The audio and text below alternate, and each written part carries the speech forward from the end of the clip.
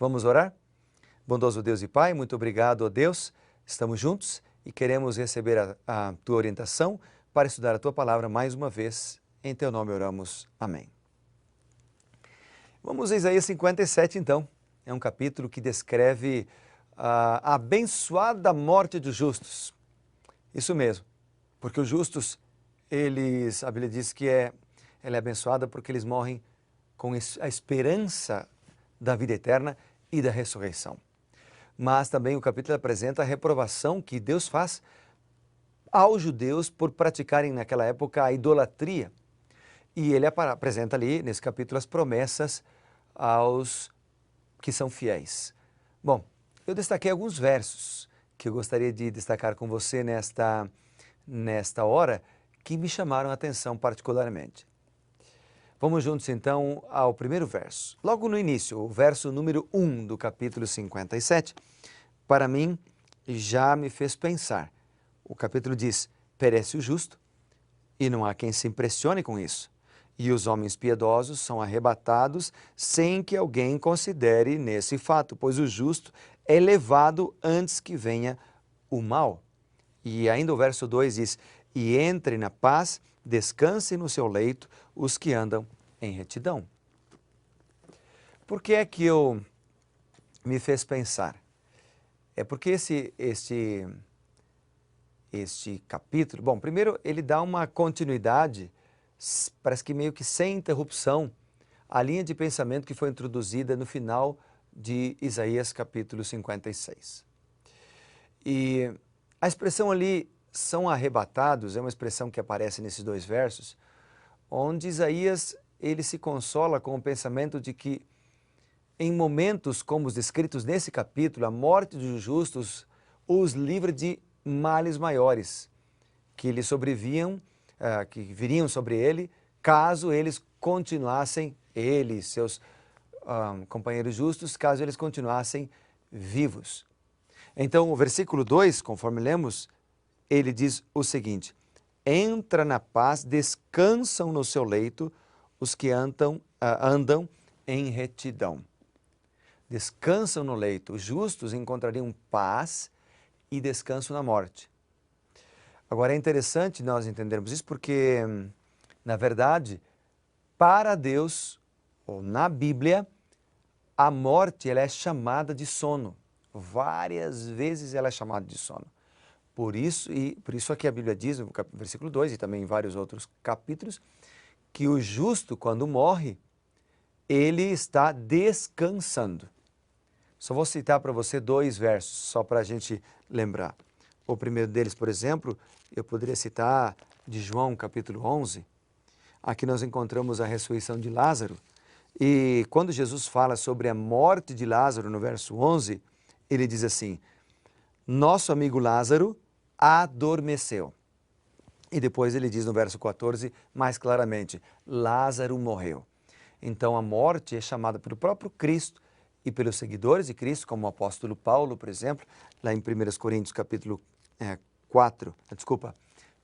Tessalonicenses capítulo 4 e o versículo 13, diz: não queremos, porém, irmãos, que sejais ignorantes com respeito aos que dormem, fazendo referência aos mortos.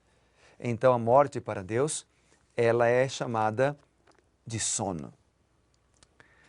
No verso 8 de Isaías 57, nós lemos: detrás das portas e das ombreiras pões teus símbolos eróticos, puxas as cobertas, sobes ao leito e os alargas para os adúlteros.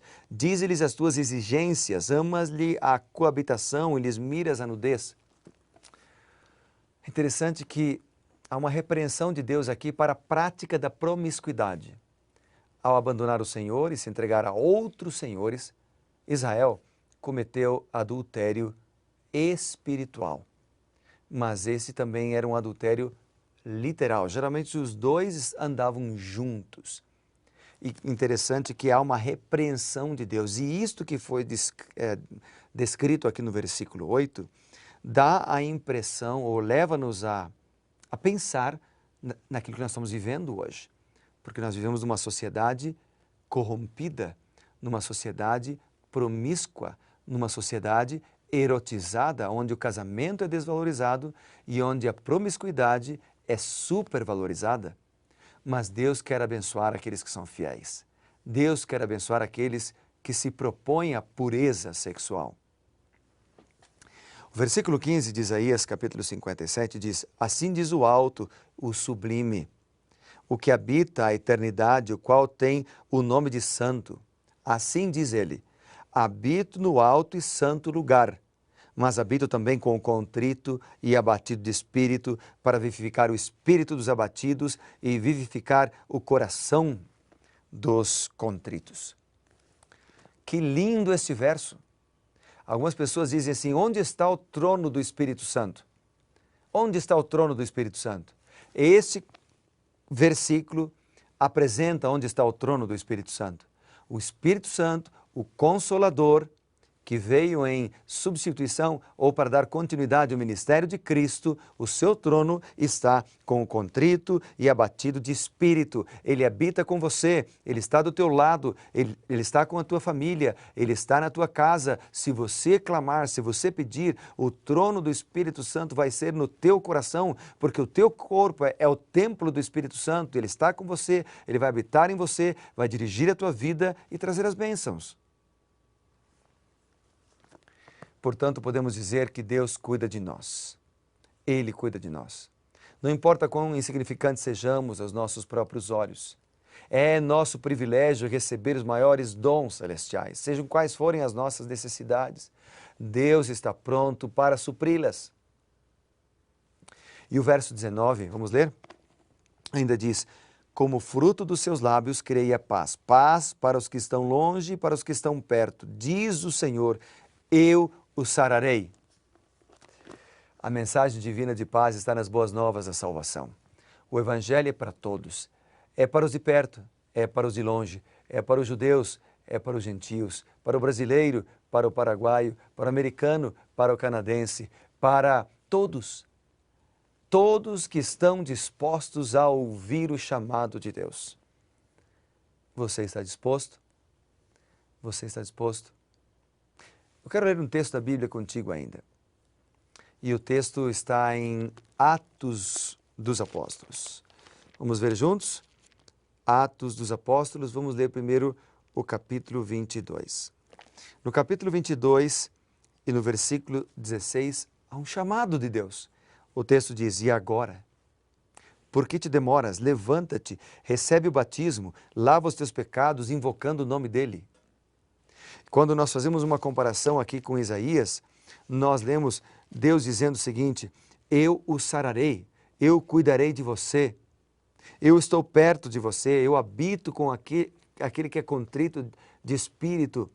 E aqui diz o texto, Paulo diz, né, em Atos 22:16, diz aqui: e agora, por que te demoras? Por que você demora para tomar uma decisão? Você tem estudado a Bíblia, tem ido à igreja, por que não tomou a decisão de ser batizado? O que lhe impede? É o trabalho? Confia no Senhor, Ele vai estar contigo. É a família? Dê o primeiro passo para que Deus possa usar você para influenciar positivamente a outros. Deus cuida de nós e Ele espera que nós selemos a nossa vida com Ele, fazendo um compromisso. Deus sarará da enfermidade, do pecado, todos aqueles que desejam abandonar o pecado e seguir o Senhor. E por fim o verso 21. O verso 21 de Isaías 57 diz o seguinte: para os perversos, diz o meu Deus, não há paz. Entre as obras da carne estão o ódio, a discórdia, os ciúmes, a ira, o egoísmo, a dissensão, as facções, né, que são as rivalidades, conforme está escrito lá em Gálatas 5:20.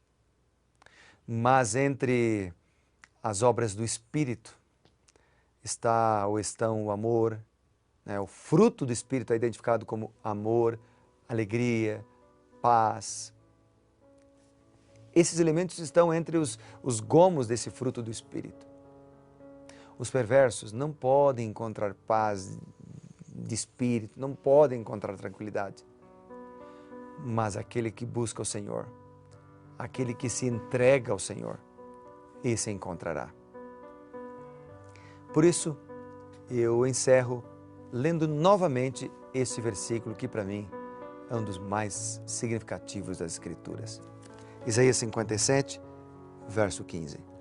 Porque assim como diz o alto, o sublime, que habita a eternidade, qual tem o nome de santo, habito no alto e santo lugar, mas habito também, não só lá, eu habito também com o contrito e abatido de espírito.